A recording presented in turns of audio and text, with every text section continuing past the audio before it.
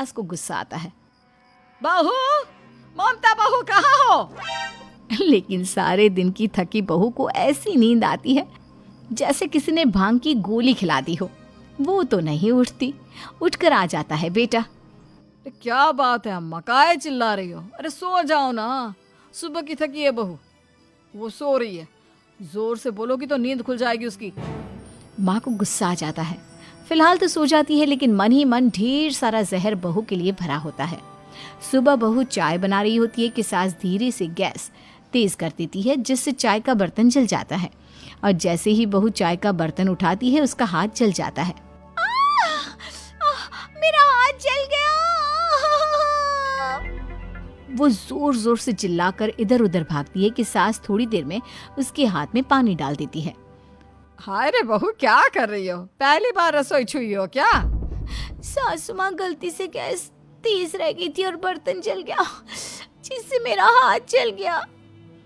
हाय रे, कितना गंदा दाग। छी छी छी छी, मुझे तो उल्टी आ रही है तेरा गला हुआ मांस देखकर। तू ना मुझे अभी साथ से खाना मत लगाना।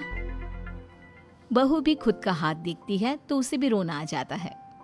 कुछ दिनों के बाद सास की सहेली आती है। बहू चाय बनाकर लाती है। उसके जाने के बाद सहेली कहती है, बहू की सुंदरता ऐसी है कि कोई भी दीवाना हो जाए। वैसे तेरे बेटे का क्या हाल है? अरे वैसा ही है, बहू के पीछे लट्टू। क्या करूं, कुछ समझ में नहीं आ रहा।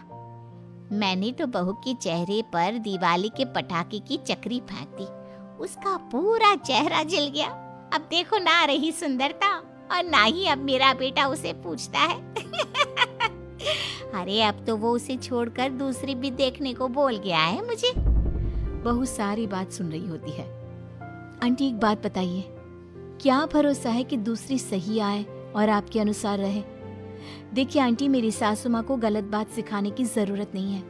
हमारा परिवार साथ में खुशी से रह रहा है। देख बहू, मेरी सहेली की बेइज्जती ना कर, वही अच्छा रहेगा तेरे लिए, समझी? बहू नहीं मानती है। वो बार बार उनकी सहेली को घर से निकल जाने को कहती है। तभी सास की सहेली पास के चूल्हे से लकड़ी लाकर बहू के चेहरे पर लगा देती है। बहू जोर जोर से रोने लगती है। अरे ये क्या कर दिया? मैंने कहाँ किया, ये तो तूने किया।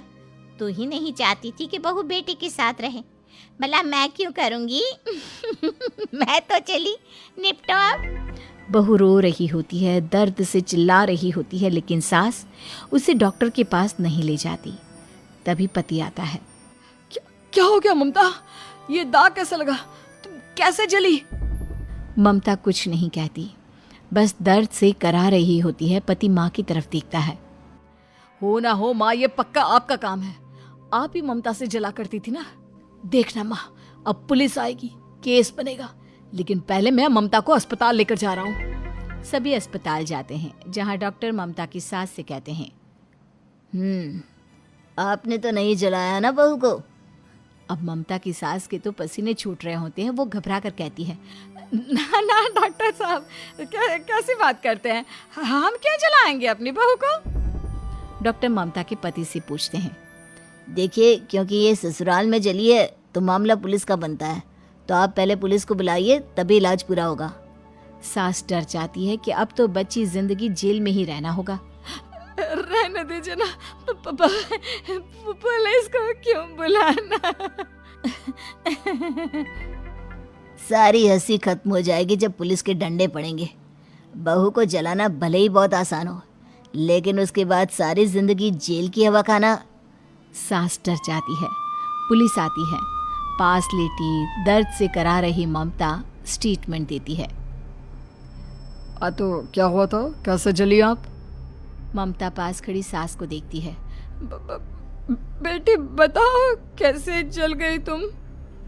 ओए, काका का किरण वाली शाहरुख, चुप, बिल्कुल चुप। सास चुप।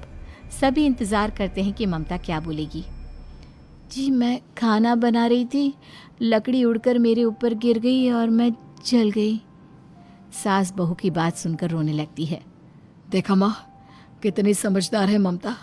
ये चाहती तो, हाँ बेटा, ये चाहती तो मैं आज जेल में होती। मुझे माफ